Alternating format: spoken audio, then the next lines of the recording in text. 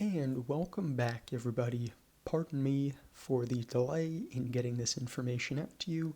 I took a little break, went on a family vacation, but now that we're back in the saddle, I'm bringing you the Nations Championship and Nations Cup action this week.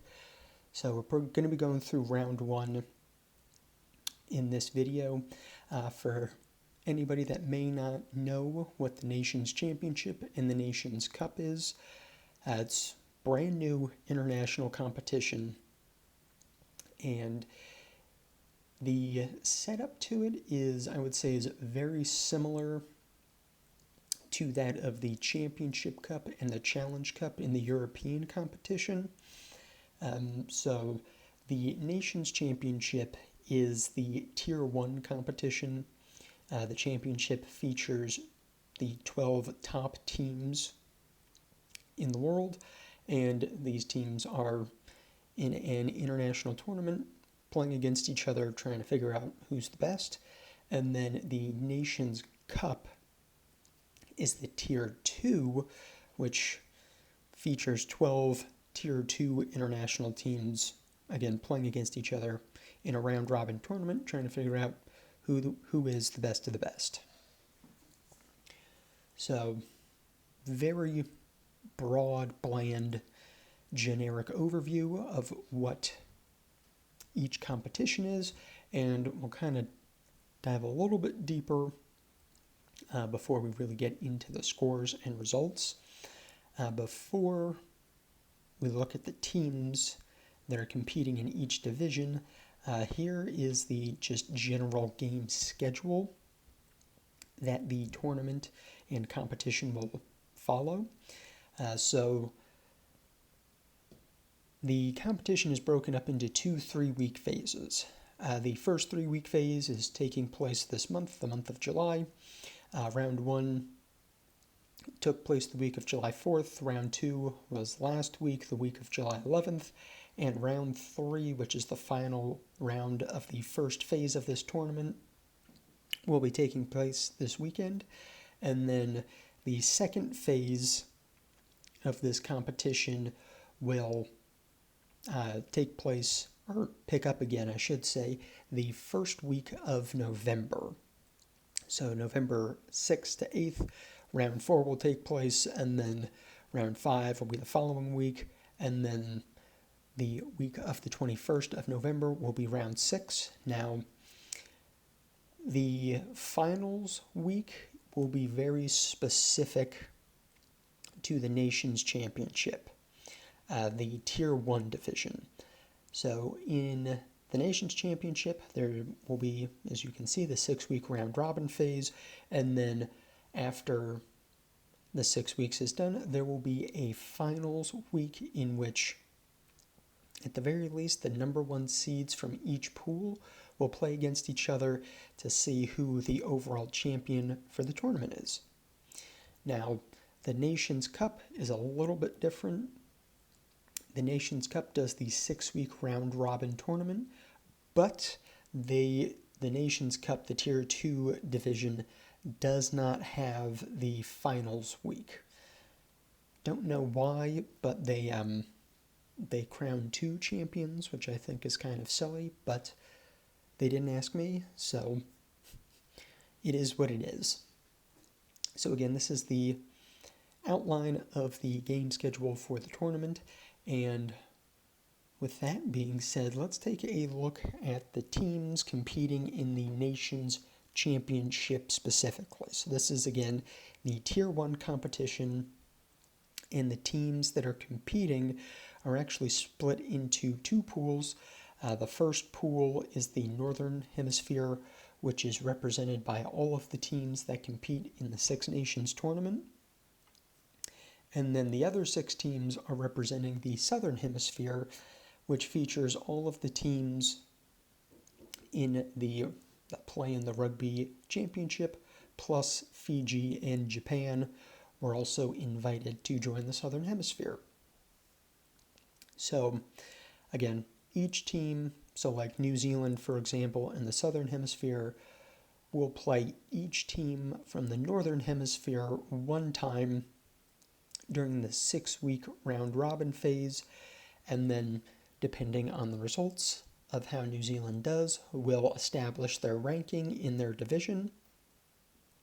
And then if they happen to be the number 1 seed going into the grand finals week, New Zealand, the number 1 seed, will play against whomever the number 1 seed for the Northern Hemisphere is, and then that will establish the overall champion for the competition. So that's the teams, that's kind of the general overview for the competition as well.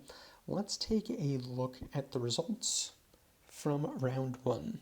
This was a really entertaining week of rugby here, or entertaining round. The tournament kicked off with the super game of New Zealand versus France.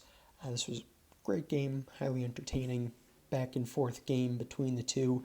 New Zealand ended up just inching out the victory at the very end and winning by a score of 34-32 over France. This game was followed by Japan versus Italy, and this was a really strong, really dominant performance by the Japanese rugby team, so much so that they were able to make Italy look just very disorganized, and Italy just looked a half a step slower than the Japanese rugby team during this whole game as well. So again, really great game by Japan. They ended up securing the win by a score of 27-10 over Italy. After this game, we had another really close game between Australia and Ireland. Ireland ended up getting the victory by a score of 33-31. Again, this was a really good game as well, back and forth for the entire 80 minutes. This is one of the better games I have seen Australia play for a very long time, so it's really good to see a lot of positive momentum, especially heading into a World Cup year for Australia, despite the loss. After that, we had a very high-scoring game between Fiji and Wales. The first half of this game was pretty even, very high tempo, lots of running, but the one thing that got Fiji in this game was their lack of conversion. So in the first half, Fiji had a lot of front football, was running all over the place. They just didn't do a great job converting their opportunities. And then Wales dominated up front in the forward pack, kept their discipline, kept their shape, and was able to convert on their opportunities. And as we can see, Wales was able to secure the victory by a score of 39-24 over Fiji. After that was a really fun game in the first half, I'll say. It was a good game in the first half between South Africa and England, and then in the second half, South Africa flexed its muscles and just absolutely creamed and dominated England in that second half, which allowed South Africa to secure pretty much a blowout victory by a score of 45-21 over the English. And then to round out round 1 was the highest scoring game of the week between Scotland and Argentina. This ended up being a really good win for Scotland. Scotland won this game by a score of 47-38 over Argentina. So really high scoring game, lots of fun to watch, nice fun tri-fest. And then, so here's all the final results for round 1. Now again, the Northern Hemisphere and the Southern Hemisphere are in a competition against each other. So here are the standings for the Nations Championship after round 1. Probably in the best case scenario, Northern Hemisphere won 3 games, Southern Hemisphere also won 3 games, so it was a nice even split between the teams on who won which game. So here are the standings after round 1. And so I think the biggest thing, kind of the biggest difference, is the Southern Hemisphere teams all were able to secure some form of losing bonus point. Probably all of them scored 4+ tries during the course of the game. So it'll be interesting to see how these point totals develop as each round goes on. So that's it for the Nations Championship. We're going to take a look at the Nations Cup right now. So again, the Nations Cup, the exact same format, exact same setup as the Nations Championship. This is just the second division or Tier 2 competition that features 12 of the Tier 2 teams. So Pool A consists of teams from the Americas, North and South America, plus the Pacific Island region. This team, Pool A, is represented by Canada, Chile, Samoa, Tonga, Uruguay, and the United States.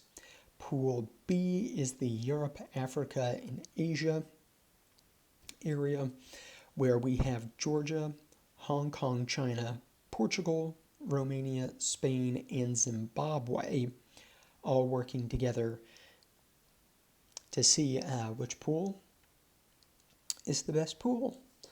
And so let's take a look at the final results from round one for the Nations Cup.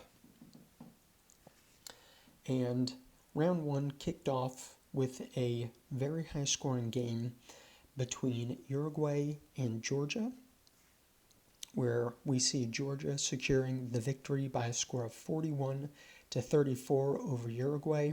So a good bonus point victory for Georgia, but Uruguay did also walk away with the losing bonus point, actually 2 losing bonus points.